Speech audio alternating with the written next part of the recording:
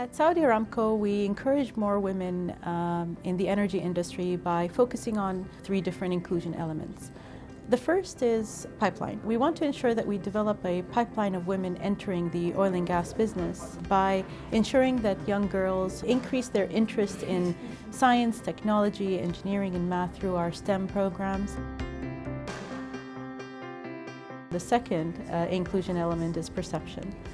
With perception, we look at bias, we look at capabilities and how we define physical capabilities, for example, for a job, and we look at ways to remove some of that unconscious bias that is sometimes placed in some of the decision-making that we do.